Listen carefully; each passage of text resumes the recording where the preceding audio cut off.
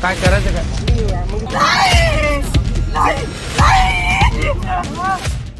Vidarbha travels की बस में 33 लोग सवार थे। नागपुर से वर्धा और यवतमाल होते हुए पुणे जा रही थी।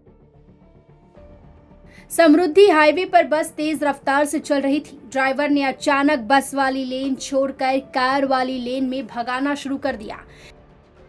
इतने में अचानक बुल्डाना जिले के सिंदखेड़ राजा के पास पिंपल खूटा इलाके में बस का टायर फट गया और इसका अगला भाग साइड में एक बिजली के खंभे से टकरा गया। इसके बाद बस का किनारा वाला हिस्सा डिवाइडर से टकराया और बस पलट गई। बस के पलटते ही डीजल इंजन की टांकी में आग लगी और तेज धमाका हुआ। पल भर में सब कुछ राख हो गया। 25 लोगों की मौत हो गई। शव बिल्कुल राख में तब्दील हो चुके थे। उनकी पहचान अब डीएनए टेस्ट से हो सकेगी। किसी तरह से कांच तोड़कर 8 लोग बाहर आ सके और अपनी जान बचा सके। ये दुर्घटना देर रात 1:30 बजे के करीब हुई। जिनकी जान बची है उनमें ड्राइवर और क्लीनर है। ड्राइवर का नाम शेख इस्माइल है, क्लीनर का नाम संदीप राठौड़ है। मौके में मौजूद एक पुलिस अधिकारी ने बताया कि बस में 2 ड्राइवर थे, एक की मौत हो गई। घायलों को पास के सरकारी अस्पताल में भर्ती कराया गया है। प्रधानमंत्री नरेंद्र मोदी ने मृतकों के परिवार वालों को 2 लाख की राहत और जख्मी लोगों के लिए 50,000 रुपए की मदद का ऐलान किया है। सीएम एकनाथ शिंदे ने मृतक के परिवार वालों के लिए 5 लाख रुपए की राहत का ऐलान किया है। घायलों के इलाज का सारा खर्च सरकार वहन करेगी। सीएम एकनाथ शिंदे और देवेंद्र फडणवीस घटना स्थल पर भी पहुंचे। मंत्री गिरीश महाजन ने बताया कि ड्राइवर और कंडक्टर को हिरासत में लिया गया है।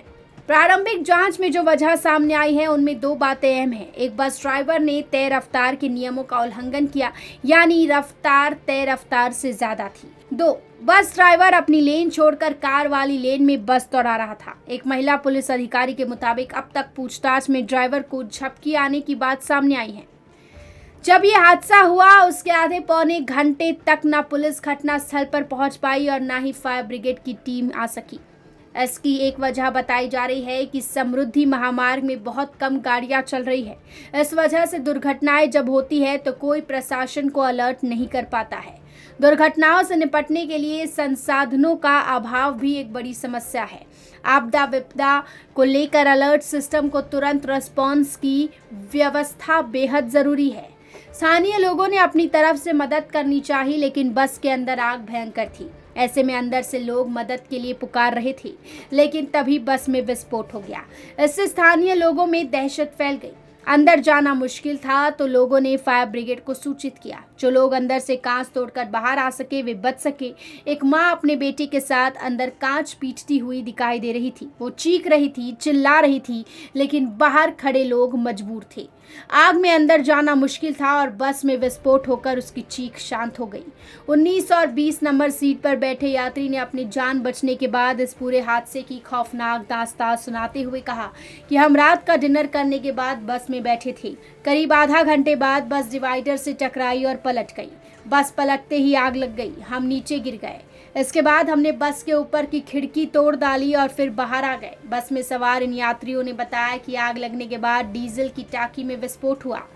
दुर्घटना के बाद पुलिस घटनास्थल पर पहुंची। फिर फायर ब्रिगेड की टीम ने आकर आग बुझाई, लेकिन 25 लोग जलकर राख हो गए। Bureau report, metro Mumbai.